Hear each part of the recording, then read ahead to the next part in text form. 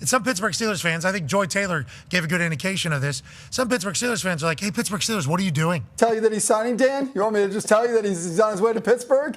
No, I can't do that because, quite frankly, he's not. Honestly, it's probably still when will Aaron Rodgers sign with the Pittsburgh Steelers. All right, ladies and gentlemen, welcome back to the channel. We're talking about the Pittsburgh Steelers in tonight's video. It's funny because everybody all day on television, on radio, on Twitter, whatever it is, everybody all day says Aaron Rodgers is ruining the Pittsburgh Steelers and Mike Tomlin shouldn't even want him. He's just messing around. He's keeping him on a leash here, and Mike Tomlin is embarrassing the Pittsburgh Steelers franchise by waiting him out and all this BS. Mason Rudolph was ranked the 31st quarterback on a PFF chart of all 32 projected quarterbacks. Of course, I don't have the link, otherwise I would tell you who number 32 is, but Mason Rudolph, if you ask a Pittsburgh Steelers fan, I'll just say two blanket statements. Mason Rudolph will be the starting quarterback for the Pittsburgh Steelers. Will Howard will be the starting quarterback for the Pittsburgh Steelers. Either of those two statements, those two sentences in Steelers fandom will be better than Aaron Rodgers. Like, I'm kind of blown away. A lot of you guys don't want Aaron Rodgers, and that's because of how much faith and trust you have in Mason Rudolph and, also Will Howard. And I will admit, I remember 2 years ago, Mason Rudolph winning those last three games. People are saying Sam Darnold, Baker Mayfield, Geno Smith. Can he be that next guy? And when I look at it from a Pittsburgh stance, it's like, okay, this is perfect. Let's say, because Aaron Rodgers is not a member of this team, so why bother with pretending he is or is possibly going to be? Let's say Mason Rudolph works. Awesome, right? That's awesome. That's a very good situation. But let's say Mason Rudolph doesn't work.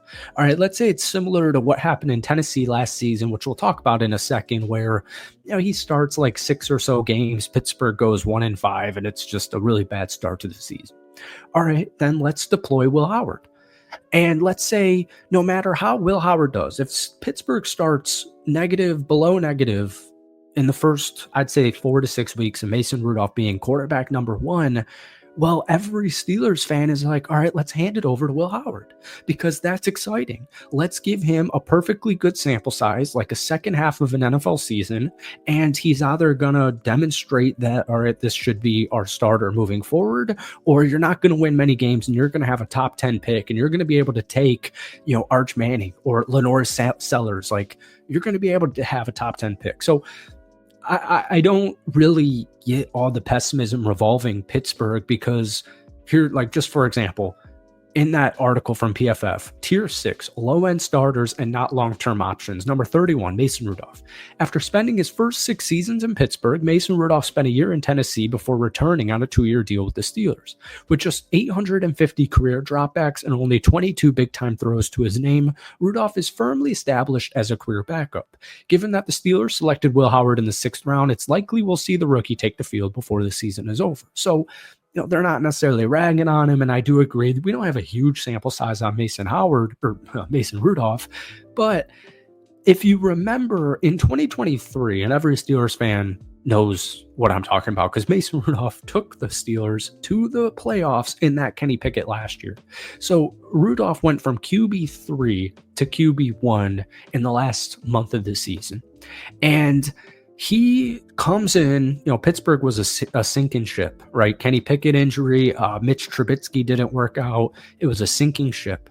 And Mason Rudolph out of nowhere wins 3 straight games, secures a playoff berth, and meanwhile threw for a 74.6 completion rate for 716 yards, 3 touchdowns during that span.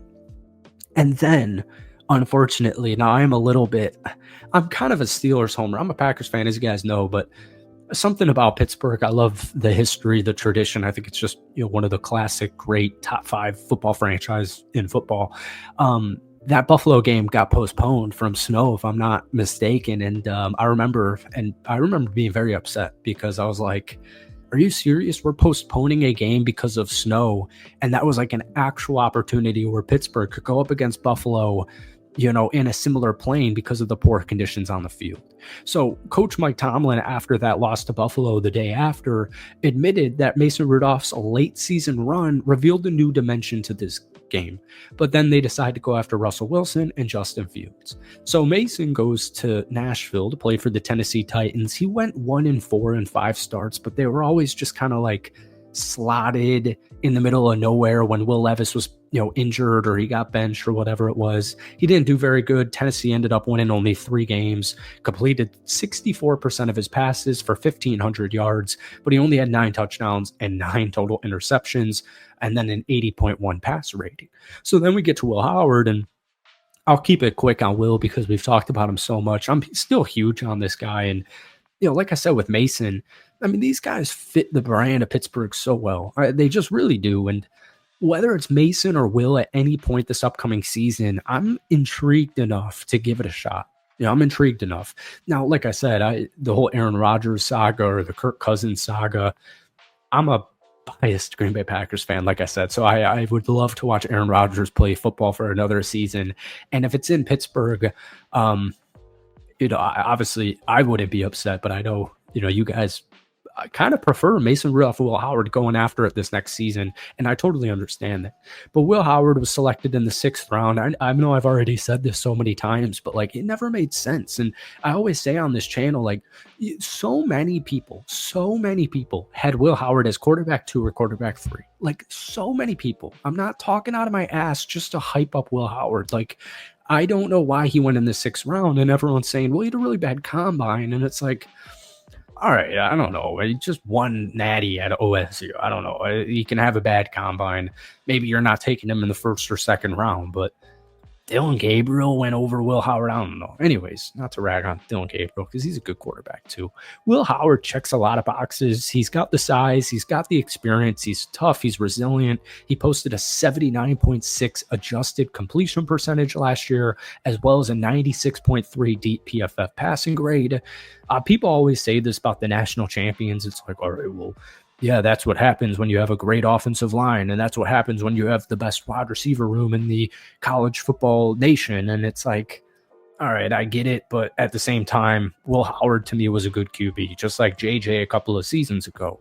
And he's coming off that national championship against my Notre Dame Fighting Irish, where he set the record for 13 straight consecutive completions. And, people view this as like, what's that word?